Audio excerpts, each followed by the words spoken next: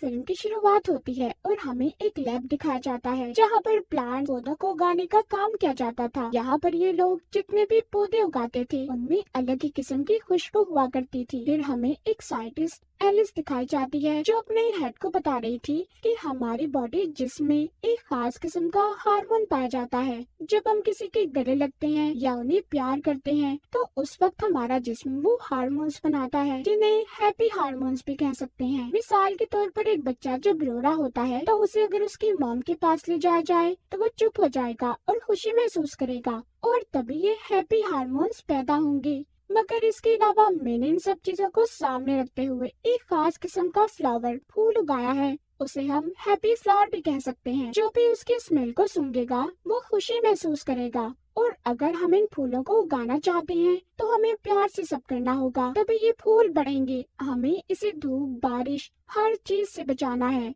तभी ये खिलेंगे और हमें खुशी देंगे। यहाँ पर बाकी के जितने भी साइंटिस्ट थे सब एलिस के कारनामों से जल रहे थे। मगर यहाँ पर जो इसका हेड था वो एलिस से कहता है ठीक है जल्दी तुम इस फूल को तैयार करो और अगर ये वैसे ही काम करेगा जैसा तुम हमें बता रही हो तो आने वाली अगली नुमाइश में हम तुम्हारे फूल को रखेंगे। एलिस का एक बेटा भी था।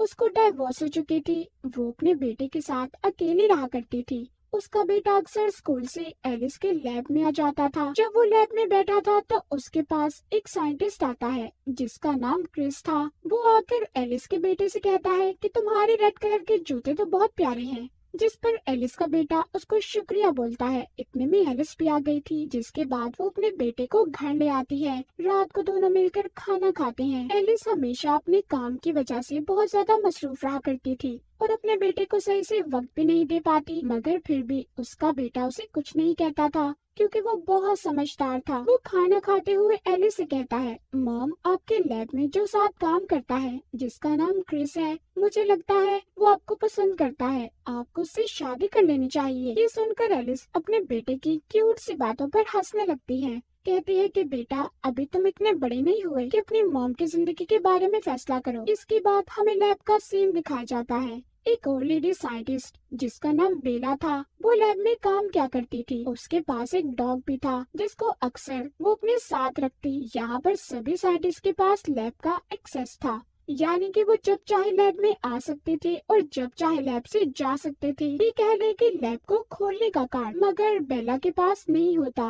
तब यहाँ पर दूसरा साइंटिस्ट आता है और लैब को खोल देता है। बेला और उसके 7 साइंटिस्ट मिलकर दरअसल ब्लू फ्लावर्स नीले फूलों पर रिसर्च कर रहे थे। दूसरी तरफ एलिस और क्रिस हैप्पी फ्लावर्स पर रिसर्च कर रहे थे जिनके बारे में एलिस ने शुरू में बताया था। क्रिस यहाँ पर एलिस को खाने पर साथ जाने का बोलता है मगर वो उसे मना कर देती है। कहती है नहीं मैं नहीं आ सकती। देखो हम बहुत अच्छे दोस्त हैं। इससे आगे मैं कुछ नहीं चाहती और तुम जो भी सोचते हो अपने दिमाग से सब बातें निकाल दो। घर में एलिस का बेटा उसके पास एक फिश टैंक रखा हुआ था जिसमें वो चींटियां पाला करता था। ये कह लें कि ये उसकी हॉबी थी। मशगला था उसका। वो ज्यादातर अपना वक्त घर पर अकेले ही गुजारता था तो इसीलिए अजीब और अनोखे काम करने में उसे मजा आता था। एलिस घर आती है। वो जॉय के लिए हैप्पी फ्लावर लेकर आई थी। वो अपने बेटे को बताती है कि अगर तुम इसके साथ अच्छे से बात करोगे इसका ख्याल रखोगे तो ये तुम्हें खुशी देगा। इसका नाम इसीलिए मैंने लिटिल जॉय रखा है जो इस मूवी का नाम भी है। तो कहानी है लिटिल जॉय की,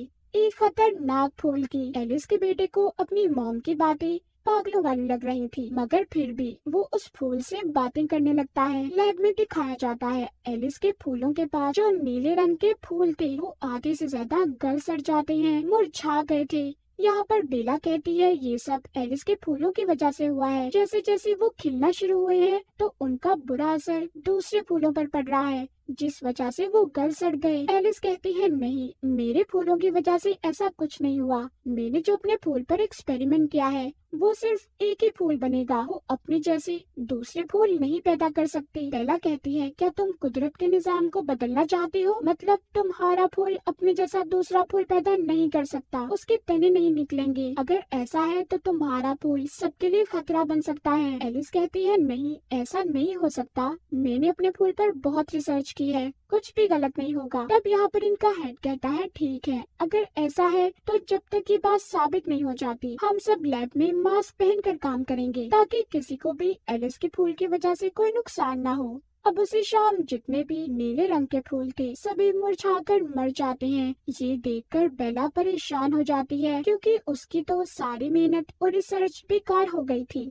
तभी वो देखती है उसका डॉग गायब है। उसे लग रहा था कि कहीं वो लैब में न रह गया हो, इसीलिए वो क्रिस को अपने डॉग को ढूंढने लैब में भेजती है, क्योंकि जैसे हमें पता है कि बेला के पास तो लैब की चाबियां ही नहीं थी। अब क्रिस जब लैब में जाता है तो बेला के डॉग ने उस पर छलांग लगा दी थी और गलती से वो एलिस के फूलों पर गिर जाता है। उसने उनकी खुशबू को सूंघ लिया था और फिर छींकने लगता है। अब वो डॉग को तो लेकर बाहर आ गया था और दोबारा से एलिस को खाने पर जाने का कहता है। इस बार एलिस मान गई थी। क्रिस जो कि खामोश और डरा सहमा हुआ रहा करता था, मगर अब ऐसा बिल्कुल भी नहीं था। वो बिल्कुल बदल चुका था। अब तो बात करते हुए ना वो शर्मा रहा था और ना ही हिचकिचाहट महसूस करता है, और ये सब कुछ उसके साथ उन फूलों को सूंघने की वजह से हो रहा था। उधर लैब में बेला का डॉग उस पर भौंक रहा था और उसे काटने की भी कोशिश करता है। बेला बहुत ज्यादा घबरा जाती है, क्योंकि उसके डॉग ने कभी ऐसा नहीं किया था। एलिस उससे कहती है फिक्र नहीं करो, तुम्हारा डॉग जल्दी ठीक हो जाएगा।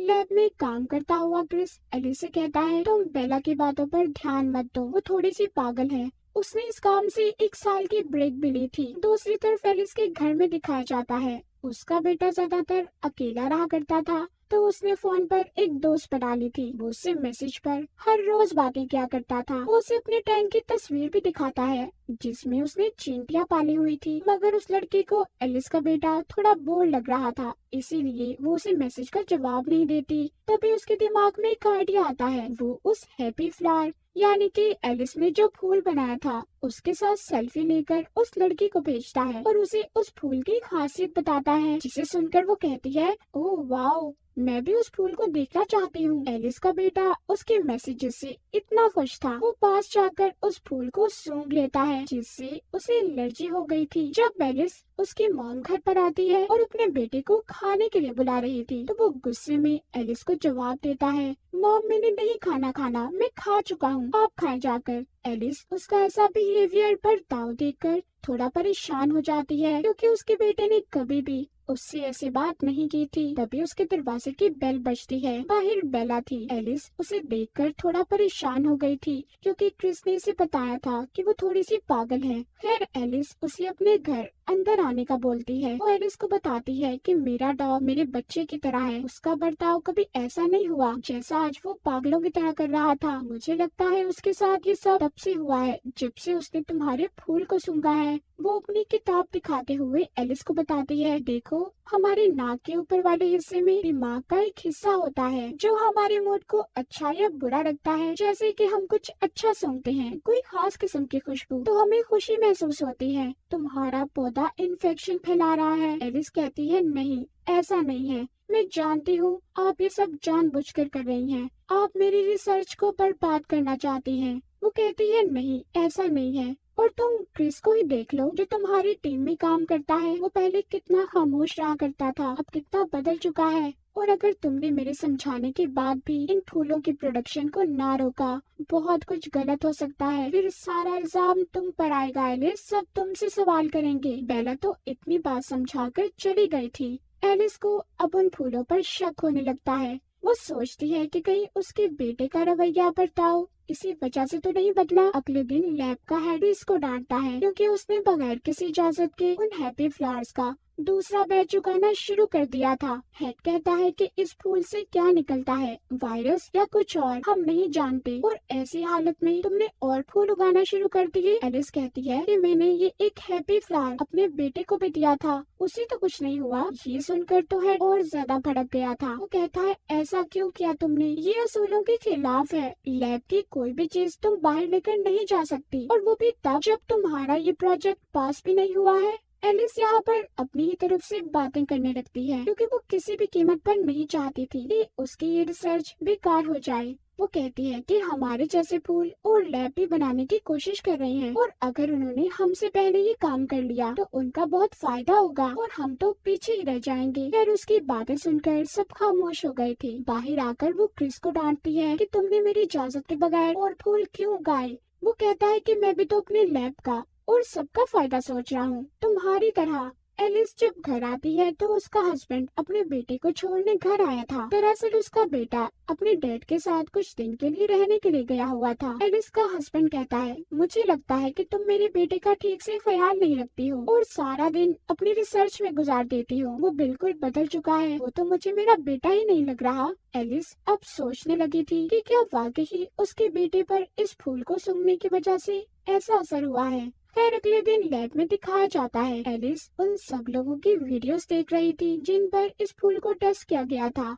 एक लड़की अपने इंटरव्यू में बताती है कि उस फूल को सूंघकर मैं बहुत अच्छा महसूस कर रही हूँ। ऐसा लगता है कि मैं बड़ी हो गई हूँ, हर फैसले अपने खुद कर सकती हूँ। उस लड़की की मॉम कहती है कि ये अपने आप को कुछ ज्यादा ही बड़ा महसूस कर रही है। वो बताती है कि मेरी बेटी पहले ऐसी बिल्कुल भी नहीं थी और इसी बीच वीडियो कट हो जाती है। ये सब बातें सुनकर एलिस परेशान हो गई थी। वो घर आकर सोचने लगी थी। वो सोचती है क्या मेरा बेटा, बेला का डॉग और क्रिस सब इस फूल की वजह से बदले हैं या मेरे हस्बैंड की बात सच है जो उसने मेरे बेटे के बारे में कही। रात को एलिस जब सो रही थी तो उसका बेटा उसके पास से लैब की चाबियां चुराकर अपनी दोस्त के साथ लैब के अंदर आ गया था। वो जानता था कि जिस टाइम वो जा रहा है उस टाइम कैमरा उन फूलों पर नहीं होगा। वो अपने दोस्त को लैब के अंदर ले गया था और अंदर जाकर दोनों उन फूलों को सूंघने लगते हैं, जिससे उनके अंदर बड़े होने की फीलिंग्स आ गई थी। वो खुद को समझ रही थी कि वो बहुत ज्यादा बड़े हो चुके हैं, मगर अचानक से कैमरे का रुख इनकी तरफ हो जाता है। वो दोनों एक टेबल के नीचे छुप गए थे। अगली सुबह जब लैब की वीडियो देखी जा रही थी तो एलिस और उसकी टीम देखती है कि एक फूल गायब है। तभी एलिस की नजर वीडियो में रेड कलर के जूतों पर पड़ती है। वो समझ गई थी कि फूल यहाँ से उसके बेटे ने चुराया है। वहाँ पर बेला उसको पेन ड्राइव देती है जिसमें उन लोगों की वो सारी वीडियोस थी जिन पर इस फूल को टेस्ट किया गया था। बेला कहती है देखो इस वीडियो को पूरा देखना, अभी भी देर नहीं हुई। एलिस जब उन वीडियोस को देखती है तो उसे पता चलता है कि वो लोग तो उन हैप्पी फ्लावर्स के बारे में अच्छा बोल रहे थे जिन पर उसे टेस्ट किया गया था, मगर उनके घर वाले बताते हैं कि उस फूल को सूंघने के बाद इनका बिहेवियर बर्ताव बिल्कुल बदल चुका है। इसी बीच एलिस देखती है कि उसका बेटा अपने दोस्त को घर ले आया था और अपने कमरे में ले जाता है। एलिस जब उसके कमरे में जाती है तो वो लड़की कहती है कि हम यहाँ पर पढ़ाई करने वाले हैं। वो बिल्कुल ऐसे बात कर रही थी जैसे कोई बड़ी उम्र की लड़की बात कर रही हो। वो उन दोनों को खाने पर बुलाती है। खाना खाते हुए एलिस अपने बेटे से पूछती है कि उस दिन तुम लैब में क्यों गए थे। इस बात पर उसका बेटा जवाब देता है जाहिर है आपको तो टाइम नहीं मिलता मेरे लिए। वो एलिस से बहुत उखड़ा उखड़ा लग रहा था। वो कहता है कि इसलिए मैंने ये फैसला किया है कि अब मैं अपने डैड के पास रहूंगा। वो अपने दोस्त को लेकर जाने लगता है। जब एलिस उसको रोक रही थी तो वो अपनी मॉम को धक्का देता है जिससे एलिस की नाक से खून आने लगा था।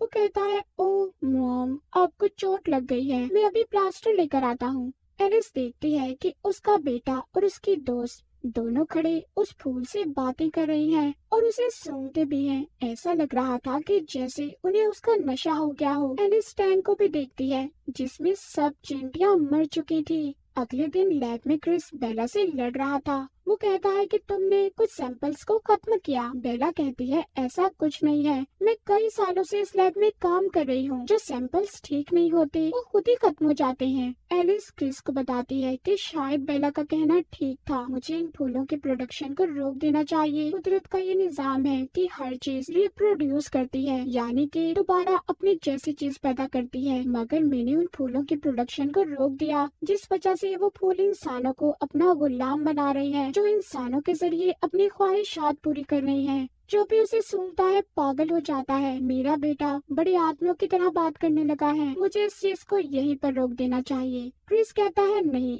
ऐसा नहीं है बिल्कुल भी। बेला को तो तुम जानती हो, वो पागलों की तरह बातें करती है और तुम्हारा बेटा वैसे भी बड़ा हो रहा है तभी ऐसी बातें करता होगा और तुम उसके साथ वक्त भी तो नहीं गुजारती। ये बातें सुनकर एलिस अपने बेटे के साथ अब वक्त गुजारने का सोचती है। जब वो उसे स्कूल से ला रही थी तो कहती है इस वीकेंड पर हम कहीं घूमने चलेंगे, जिस पर उसका बेटा कहता है, नहीं, मैं अपने दोस्तों के साथ जाऊंगा और मैं कोई छोटा बच्चा नहीं हूँ जो आपके साथ घूमने जाऊँ। ये सब बातें सुनकर तो एलिस का यकीन अब पक्का हो चुका था। लैब में एक जूनियर साइंटिस्ट जो लैब की देखभाल किया करता था, वो आकर बेला को बताता है कि मेरी दोस्त का एक्सीडेंट हो गया है, तो आज रात के लिए आप इस लैब का ख्याल रखें। वो बेला को चाबियां देकर चला जाता है। रात को बेला जब वो नेलिस के फूलों को पानी दे रही थी तो कई सारे फूल खिलने लगे थे। फूलों की खुशबू हर तरफ फैल चुकी थी। बेला ने नाक पर मास्क पहना हुआ था। वो जल्दी से बाहर जाने की कोशिश करती है मगर नहीं जा पाती। सुबह को दिखाया जाता है कि एलिस जब लैब में आती है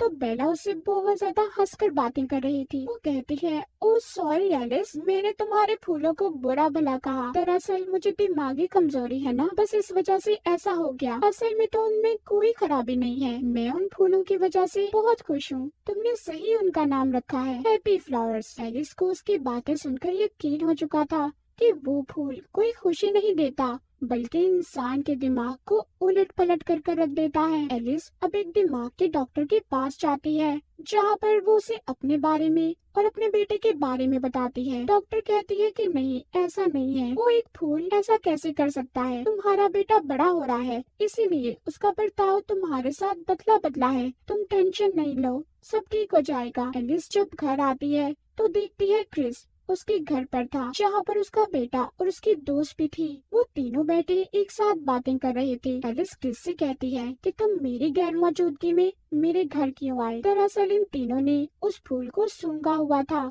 एलिस क्रिस को जाने का कहती है। जाते हुए वो एलिस को बताता है सब कुछ ठीक है, सब नॉर्मल है, सिर्फ तुम पागल हो रही हो। एलिस अब सोचने लगी थी, क्या वाकई मैं पागल तो नहीं हो रही। अब वो सोचती है कि ठीक है, वो फूल ही इन सब बातों की जड़ है ना, मैं उसे ही खत्म कर दूंगी। अगले दिन लैब में जाकर लैब के हेड से कहती है कि मुझसे गलती हो गई, आपने ठीक कहा था कि ये हैप्पी फ्लावर्स लोगों को खुशी तो देगा मगर हद से ज्यादा खुशी भी नशा बन जाती है और इंसान के लिए बहुत ज्यादा खतरनाक होती है। इसीलिए हमें इनकी प्रोडक्शन को यहीं पर रोकना होगा क्योंकि ये हमारे लिए खतरा बन सकती है। वो कहती है ठीक है। जब सब एक जगह पर बैठे थे तो बेला यहाँ पर बताती है कि मैंने उस फूल को नहीं सूंघा था, मैंने जानबूझकर अपने आप को चेंज किया था ताकि मैं आप लोगों को समझा सकूं कि वो फूल इतना ज्यादा खतरनाक है। जब एलिस उसके पास जाकर सब बातें पूछने लगती है तो बेला वहाँ से भाग गई थी। एलिस भी उसका पीछा करती है। हेड और क्रिस भी उसके पीछे जाते हैं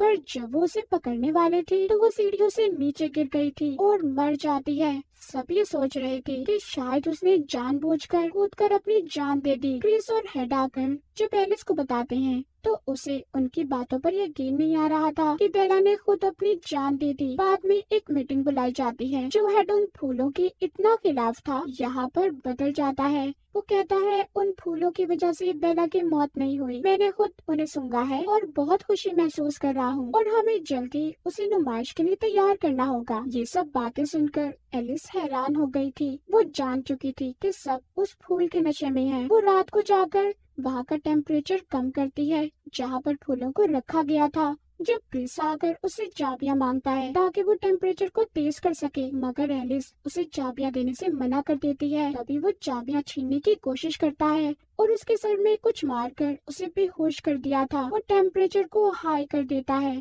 और जाते हुए उसने एलिस के मुंह से मास्क को भी हटा दिया था जिससे टेम्परेचर हाई होने की वजह से वहाँ पर फूल खिलने लगते हैं। उनकी स्मेल हर जगह पर फैल गई थी और वो एलिस भी अब सूंघ लेती है। जब सुबह होती है तो हेड काफी खुश था। वो बताता है एलिस तुम्हारे फूल को नुमाइश में ले जाने की इजाजत मिल गई है। सब सोच रहे थे कि ये सुनकर एलिस खुश नहीं होगी मगर वो भी खुश हो जाती है क्योंकि ये नहीं जानते थे कि उस फूल का नशा अब एलिस पर भी हो चुका था। उसने अपने बेटे को भी उसके डैड के पास छोड़ दिया था और आखिर में अपने दिमाग के डॉक्टर के पास जाती है और कहती है कि आपने ठीक कहा था, सब कुछ ठीक हो चुका है। अब वो क्रिस के साथ भी घुल मिल चुकी थी। जाते हुए हम डॉक्टर के क्लिनिक में भी उस हैप्पी फ्लावर को देखते हैं। डॉक्टर का असिस्टेंट उसे सुनकर कहता है क्या फूल बनाया है आपकी कंपनी ने, दिल खुश हो गया, इतनी खुशी देता है, कभी सोचा नहीं था। आखिर में हमें एलिस का बनाया हुआ फूल दिखाया जाता है जिसको देखकर एलिस खतरनाक सा मुस्कुराती है। मतलब उसे भी अब उसका नशा चढ़ चुका था। अब आगे क्या होने वाला था कोई भी नहीं जानता और इसी के साथ इस फिल्म की कहानी यहीं पर खत्म हो जाती है।